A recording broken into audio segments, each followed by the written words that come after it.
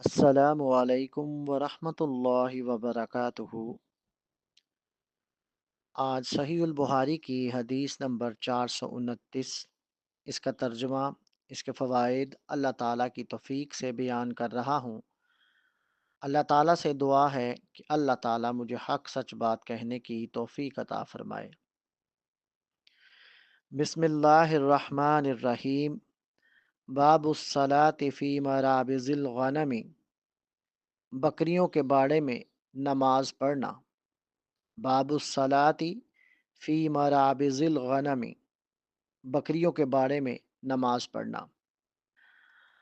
حضرت انس بن مالک رضی اللہ تعالیٰ عنہ سے روایت ہے کہ نبی صلی اللہ علیہ وآلہ وسلم بکریوں کے بارے میں نماز پڑھ لیا کرتے تھے، یعنی آپ بکریوں کے بارے میں نماز پڑھ لیا کرتے تھے۔ راوی کہتا ہے کہ اس کے بعد پھر میں نے انہیں یہ فرماتے ہوئے سنا کہ مسجد نبوی کی تعمیر سے پہلے آپ بکریوں کے بارے میں نماز پڑھ لیتے تھے۔ حضرت انس بن مالک رضی اللہ تعالیٰ عنہ سے روایت ہے کہ نبی صلی اللہ علیہ وآلہ وسلم بکریوں کے بارے میں نماز پڑھ لیا کرتے تھے۔ راوی کہتا ہے کہ اس کے بعد پھر میں نے انہیں یہ فرماتے ہوئے سنا کہ مسجد نبوی کی تعمیر سے پہلے آپ بکریوں کے بارے میں نماز پڑھ لیتے تھے۔ فوائد: جس جگہ رات کے وقت بکریاں باندھی جائیں اسے عربی میں مربض کہتے ہیں، جس کی جمع مرابض ہے۔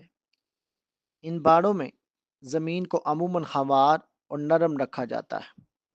ان باڑوں میں زمین کو عموماً ہموار اور نرم رکھا جاتا ہے۔ ان میں صفائی کا بھی اہتمام ہوتا ہے۔ پھر بکریوں کے پاس نماز پڑھنے میں نمازی کو کوئی خطرہ یا تشویش نہیں ہوتی۔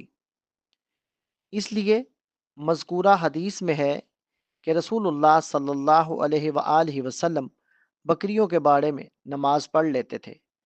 واضح رہے کہ بکریوں کے بارے میں نماز پڑھنے کا یہ عمل مسجد نبوی کی تعمیر سے پہلے تھا۔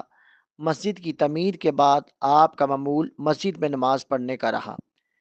اس کا مطلب یہ ہے کہ بکریوں کے بارے میں نماز پڑھنا مطلوب نہیں، صرف اس کی اجازت ہے۔ نبی کریم صلی اللہ علیہ وآلہ وسلم کا فرمان مبارک ہے کہ بکریوں کے بارے میں نماز پڑھ لو۔ بحوالہ حدیث سنن ابن ماجہ، حدیث نمبر 769۔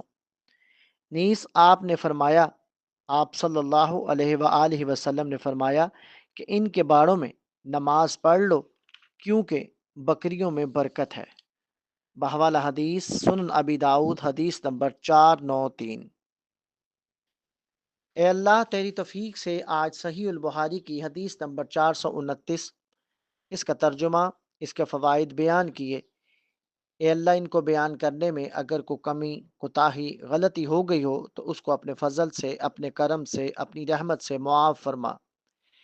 اے اللہ ہم سب کو اپنے فرمان یعنی قرآن کریم کے مطابق اور نبی کریم صلی اللہ علیہ وآلہ وسلم کی احادیث مبارکہ کے مطابق زندگیاں گزارنے کی توفیق عطا فرما۔ وآخر دعوانا ان الحمد للہ رب العالمین۔